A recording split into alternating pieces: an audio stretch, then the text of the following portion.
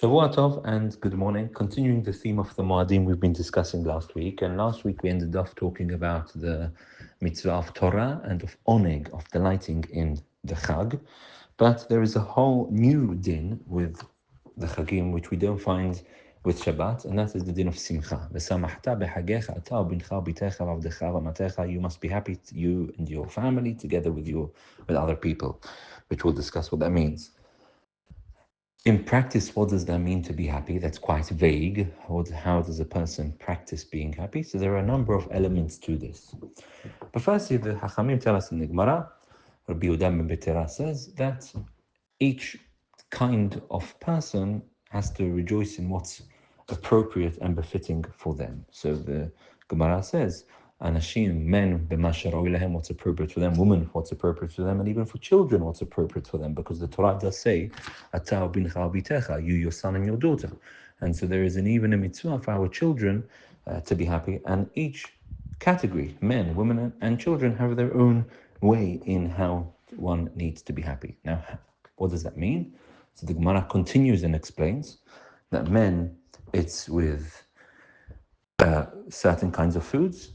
Women, it's with begadim tziv'onim, with colorful clothes, colorful dresses, and with children, with sweets and nuts, which the delicacy treats, which are fun for them. But let's explain what these things are. So, firstly, with men.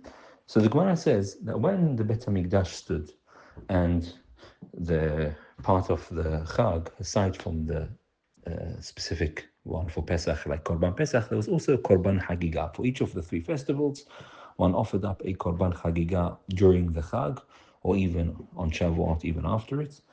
And that meat of the Korban Shelamim, that would be the main way in which a person would enjoy the Chag. That expensive meat, that lamb, that whatever, the animal which it was, that meat, that was what the main simcha was. And the Gemara says that when the Bet HaMikdash no longer stands, so how then, if there's no longer that Korban Hagiga, then en simcha ela bayayin, the primary means of simcha for men is with wine, something which raises the spirit of a person, especially for men. The Gemara says, and therefore the mitzvah is with wine. And there's an obligation to have wine on the Chag. This obligation to have wine on the Chag was taken so seriously that we find in the Gemara, one of the Amoraim, Rav Papa, was once asked a question on the Chag about an egg which had been born on Yom Tov, whether it was permissible or not. And he answered and he said, I can't answer now because I've been drinking too much because of the Chag, so come and ask me tomorrow. And so we see from this, and this is Nifsak in the Rambam and the Shulchan Aruch, there is an obligation for a person to be merry with wine on the Chag.